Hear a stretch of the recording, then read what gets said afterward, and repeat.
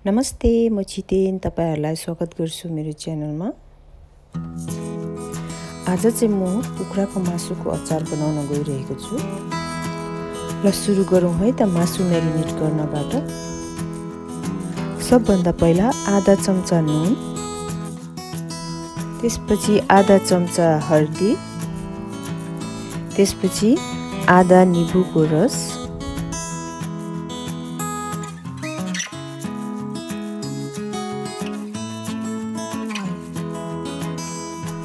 र यो अचार बनाउनको लागि मैले यहाँनिर 500 ग्राम्स बोनलेस कुखुराको मासु लिएको छु।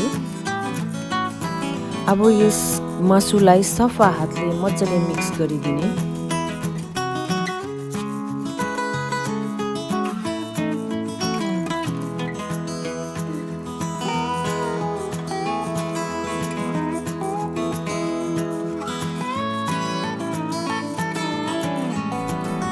पन्ध्र मिनटको लागि छोपेर राखिदिने।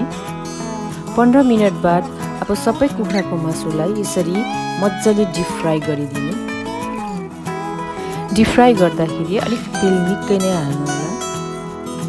र अहिले बेसी भएको तेल अहिले हामीले अचारमा हाल्न सक्छौं। र मासु चाहिँ गोल्डन ब्राउन हुन्जेलसम्म फ्राई गर्नु होला। र अब हाम्रो यो मासु भइसक्यो। र अब तेल मजाले तारेर एउटा प्लेटमा निकाल्नु। र यहाँ चाहिँ मैले एउटा सफा कराईमा 6 चम्चा जति तेल राख्दैछु। डिप फ्राई गर्दाखेरि उब्रेको तेललाई नै चलाउन सक्नुहुन्छ। एउटा ठुलो साइजको लसुन लामो लामो काटेर हालिदिने।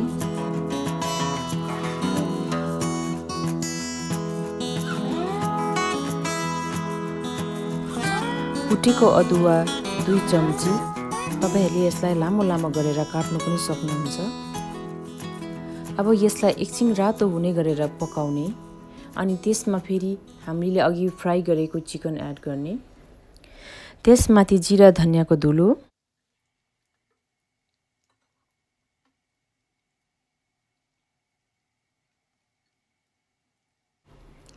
सुक्खा भुटेर कुटेको खोर्सानी 2 चम्ची र त्यसरी नै मेथीको पाउडर पनि 2 चम्ची राखिदिने। अब त्यसरी नै तोरीको धुलो 1 चम्ची आदि पनि राखिदिने। अब यति सामग्रीहरू राखिसकेपछि यसलाई मजाले एकताल चलाउनु पर्छ।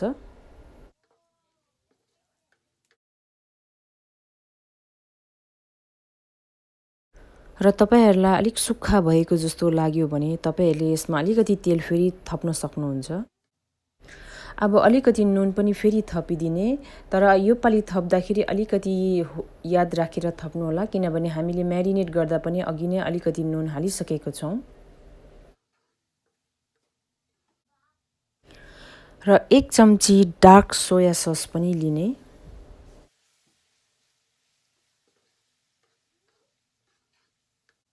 र डार्क सोया सस हालेपछि फेरि एकताल यसलाई मजाले चलाउने।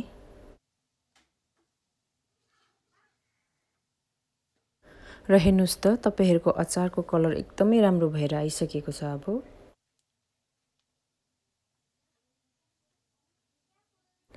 र अब यसमा टिमुरको धुलो 1 चम्ची पनि राखिदिने।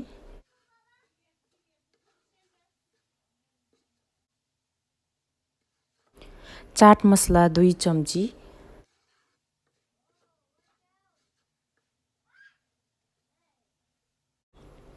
र अन्तमा यो 3 चम्चा भिनेगर राखेर मजाले चलाउने। यो अचार बनाउँदा तपाईको ग्यास मिडियम हिटमा राख्नु होला।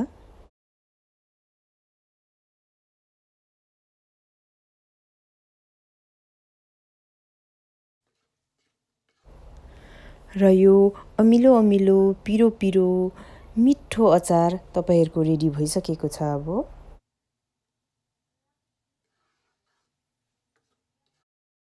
र अब यसलाई एउटा बाउलमा निकाल्ने।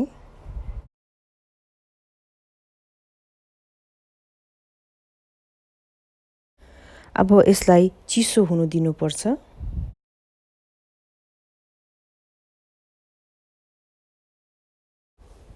जब चिसो भइसक्छ तपाईहरुले तपाईहरुको अचार जारमा हाल्नु सक्नुहुन्छ। र जार चाहिँ जतिसक्दो तपाईहरुले बोतलको चलाउनु भए राम्रो। बोतलको जारमा राखेको अचार छिट्टै बिग्रिँदैन।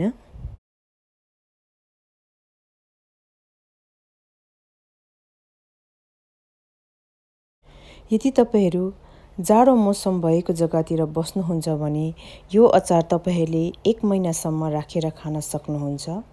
यदि तपाईहरू गर्मी जग्गामा हुनुहुन्छ भने तपाईहरूले यसलाई फ्रिजमा स्टोर गरेर पनि राख्न सक्नुहुन्छ। उब्रेको तेललाई अचारको माथिबाट यसरी हालिदिने। यहाँ मैले भिडियोमा देखाएको जस्तै गरेर।